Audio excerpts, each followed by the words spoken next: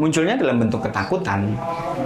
Takut sesuatu itu akan gagal, takut sesuatu itu nanti justru akan membuat kita malu, nggak nyaman, kayak gitu kan. Berikan narasi untuk bisa berdiskusi dengan si mental block tadi.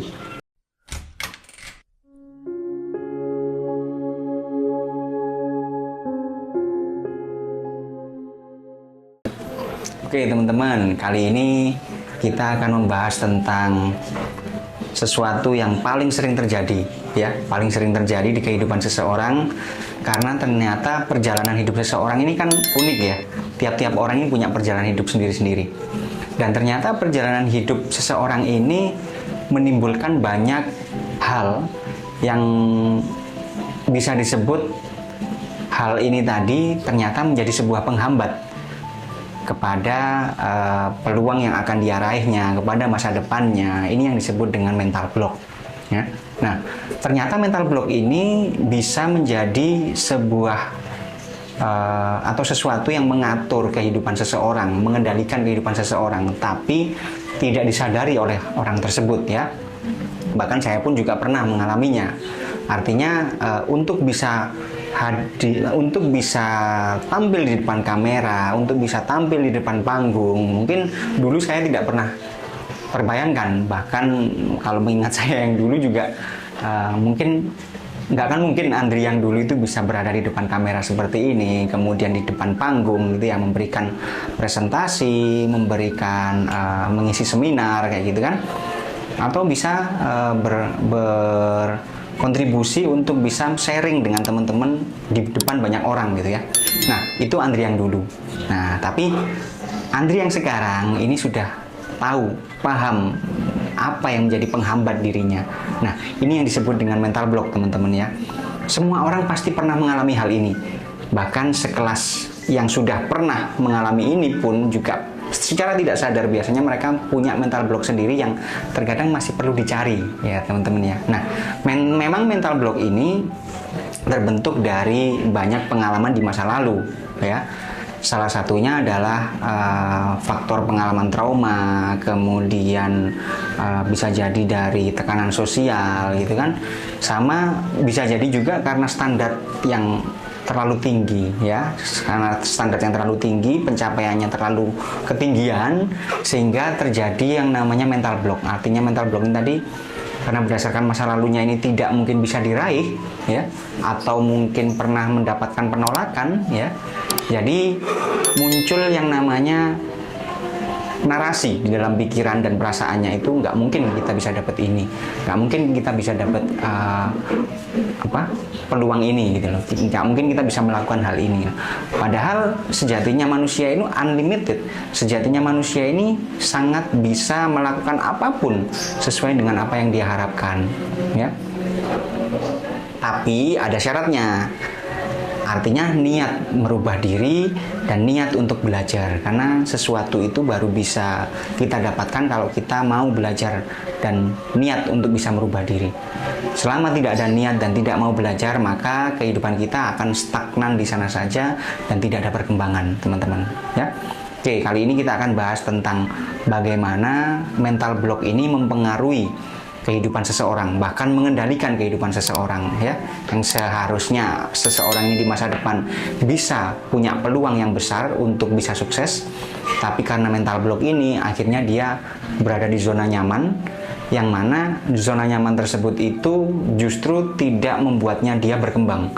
Dia takut mencoba dengan hal-hal baru, ya. Oke, mental block ini apa sih sebenarnya? Jadi mental block ini adalah hambatan psikologi yang timbul akibat banyak pengalaman traumatis di masa lalu, kemudian tekanan sosial juga, pokoknya intinya sesuatu hal yang berada di masa lalu dan itu membuat dia hatinya tidak nyaman dan dia belum bisa berdamai dengan masa lalunya, ya.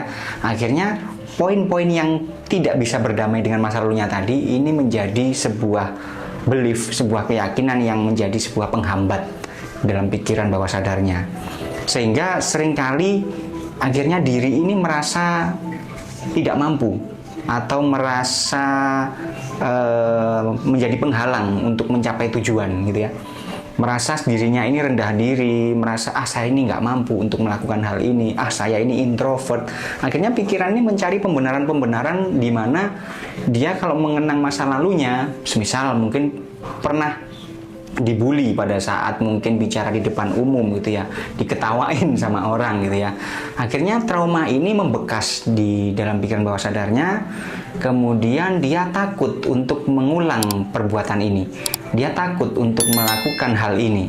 Takutnya nanti kalau di depan panggung saya akan diketawain, takutnya nanti saya akan dinilai buruk. Akhirnya dia mencari pembenaran dari masa lalunya yang pernah terjadi pada dirinya. Yang padahal semisal dia mau belajar, apa sih kita evaluasi?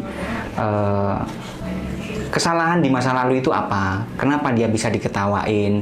Kenapa dia bisa tidak sempurna di depan panggung kemarin? Kalau mau evaluasi dan mau mencoba lagi, ini namanya bisa meruntuhkan yang namanya mental block tadi. Adapun dampak dari timbulnya mental block tadi, ini adalah perasaan yang tidak nyaman dan merasa diri ini tidak bisa berkembang, teman-teman. Itu yang pertama. Yang kedua adalah seseorang ini akan terjebak di zona nyaman. Nyaman menurut dia itu adalah tidak membahayakan dirinya. Maksudnya nyaman ini pada saat dia mau mencoba hal baru, dia ada ketakutan nanti saya jatuh, nanti saya gagal, nanti saya diketawain. Akhirnya dia lebih memilih di zona nyaman sajalah. Di zona nyaman yang dia tidak perlu mencoba peluang baru tersebut supaya dia tetap nyaman dengan perasaannya gitu loh, tidak diketawain, tidak merasakan kegagalan gitu. Nah, akhirnya orang-orang yang merasa di zona nyaman ini tadi lebih tidak mau kemana-mana ya, maksudnya lebih nyaman di zona nyamannya, maka kehidupannya dia akan berada di situ-situ saja. Dia tidak akan berkembang menjadi versi terbaik dirinya. Karena dia merasa sudah nyaman, sudah cukup pencapaiannya di titik itu, ya. Nah, kemudian ada lagi yang akhirnya timbul kecemasan, lalu seperti yang saya sampaikan tadi juga timbul rasa untuk menghindari sesuatu, menghindari peluang-peluang baru, ya. Yang seharusnya dia bisa kejar peluang baru tersebut, kesempatan tadi, tapi karena ketakutannya, kecemasannya, akhirnya dia lebih memilih untuk ya sudahlah, biar aja itu rezekinya orang lain, biar saja itu saya nggak mungkin bisa, saya mungkin gagal, saya nanti ditolak lagi gitu. Jadi akhirnya dia memilih dikendalikan oleh mental blocknya, tapi biasanya tidak sadar orang-orang yang seperti itu ya. Semisal saya mengikuti mental block saya dulunya, untuk tidak berani bicara di depan kamera, kemudian untuk tidak berani tampil di depan panggung karena mungkin dulu pernah diketawain gitu ya mungkin ya, atau bahkan pernah mungkin di depan panggung itu nggak ada yang dengerin, malah rame sendiri waktu di kelas dulu ya, ada yang kayak gitu. Saya pernah mengalami itu, pernah di depan kelas gitu mempresentasikan sesuatu, tapi teman-teman yang di kelas itu malah ribut sendiri gitu kan. Nah, hal-hal kayak gitu tuh sebenarnya timbul rasa trauma, takutnya tidak diperhatikan lagi oleh teman-teman, tidak diperhatikan lagi oleh peserta kayak gitu kan. Tapi seiring berjalannya waktu saya belajar bagaimana cara bisa presentasi yang baik di depan umum. Kemudian saya berkumpul dengan orang-orang yang mungkin sevisi dengan saya, ingin belajar juga. Saya ambil kursus, saya ambil bidang yang memang itu mendukung bakat dan minat saya gitu kan. Nah, itu yang maksud saya, kita harus bisa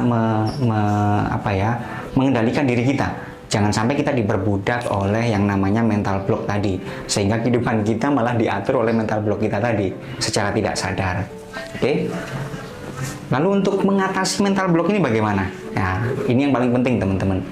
Untuk mengatasi mental block ini ada beberapa tekniknya ya. Yang pertama adalah kesadaran diri dulu, teman-teman. Kesadaran diri dulu ini apa artinya? Artinya kita berusaha untuk mengenali diri kita sendiri dulu. Apa kekurangan kita, apa kelebihan kita, apa bakat kita. Nah, setelah itu kita evaluasi dengan kekurangan kita ini, apakah kita bisa memperbaikinya? Tentu biasanya bisa, ya. Contoh itu tadi, saya mungkin masih belum berani untuk berada di depan kamera ya, misal dulunya. Tapi saya berusaha untuk mencoba, untuk memberanikan diri, untuk bisa sharing ya. Dalam diri saya mungkin ada pro kontra. Ini yang dinamakan dengan ego state ya. Kalau di bahasan saya di video sebelumnya dulu ada yang namanya bahasan tentang ego state. Ego state saya di dalam ini saling berpendapat. Ada yang berpendapat, udah di sini aja, nanti takut di depan kamera begini-begini ya. Ada ketakutan-ketakutan yang disebutkan di situ. Tapi ada juga dari sisi saya, kalau kamu tidak mencoba, kamu tidak akan tahu rasanya. Kamu tidak akan tahu responnya, respon dari yang nonton, kayak gitu kan. Jadi ada sesuatu hal di dalam diri saya ini yang saling bertukar pendapat ya sebenarnya. Nah, kita sebagai diri sejati kita ini hanya sebuah observer. Kita ini adalah observer. Dan mana yang mau kita ambil pendapatnya dari dua yang berdebat tadi itu adalah murni keputusan kita. Itulah diri sejati kita. Jadi kita tidak diperbudak oleh keduanya sebenarnya. Tapi murni dengan kesadaran diri kita memilih salah satunya, mana yang lebih bijak dan mana yang bisa menjadikanku menjadi versi terbaik diri saya. Ya. Saya kembalikan lagi contohnya kepada diri saya ya. Oke. Kemudian yang kedua adalah bagaimana kita bisa mengidentifikasi yang namanya pikiran negatif, teman-teman.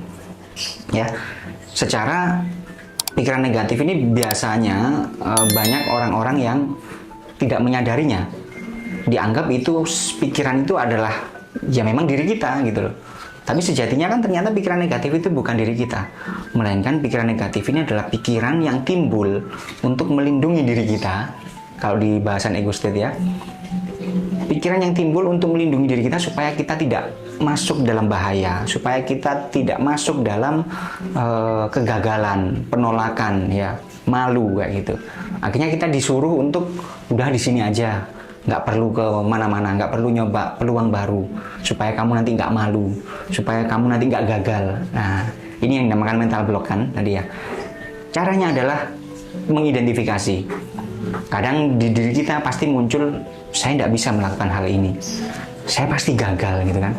Nah, pada saat muncul hal ini kita identifikasi bahwasanya ini mental block saya.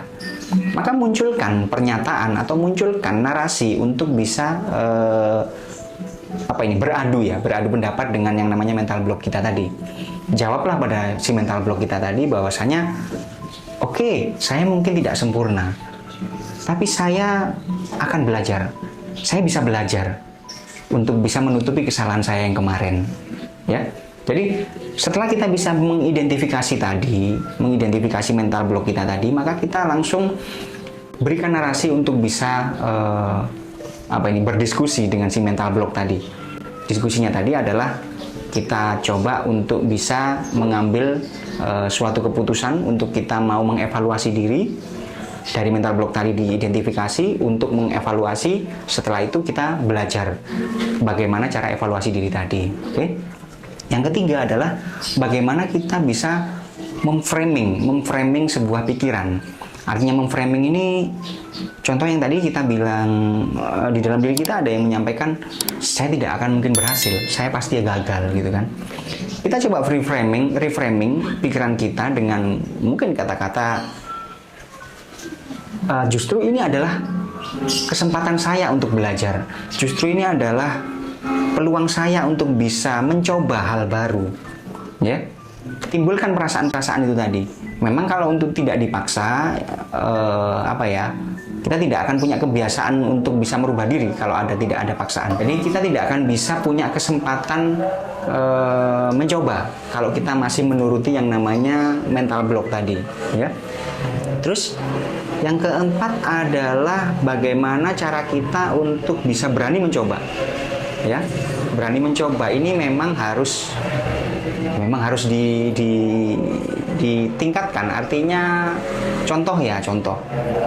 Pada saat orang belajar berenang, tapi kalau dia tidak berani untuk mengambil tindakan nyebur ke kolam renangnya, maka dia tidak akan mungkin bisa berenang.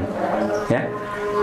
Pengen bisa belajar berenang tapi tidak mau masuk ke kolam renang, takut nanti tenggelam. Mungkin pernah ada trauma, pernah tenggelam mungkin ya, tapi dari situ dia tidak mau bangkit lagi. Dari situ dia tidak mau berusaha mengevaluasi, kenapa saya kemarin tenggelam, apa yang seharusnya kita lakukan supaya saya tidak tenggelam. Dia tidak berusaha mencari tahu. Dia hanya berusaha fokus di titik, nanti saya tenggelam kayak dulu lagi. Nanti kalau tenggelam nggak ada yang nolongin. Nanti bahaya. Nah, seperti itu teman-teman ya. Jadi beranilah untuk mencoba. Hadapi yang namanya ketakutan kalian. Mental block ini biasanya memang munculnya dalam bentuk ketakutan. Takut sesuatu itu akan gagal, takut sesuatu itu nanti justru akan membuat kita malu, nggak nyaman, kayak gitu kan. Tapi cobalah untuk berdiskusi atau negosiasi dengan mental block Anda. Sampaikan padanya bahwasanya Anda akan berani mencobanya. Saya akan, yang namanya mencoba ini bisa jadi gagal, bisa jadi berhasil. Namanya mencoba. Tapi jika Anda tidak mencoba, Anda tidak akan tahu peluang di depan Anda ini apakah Anda berhasil atau tidak. Anda hanya akan berjalan di tempat saja.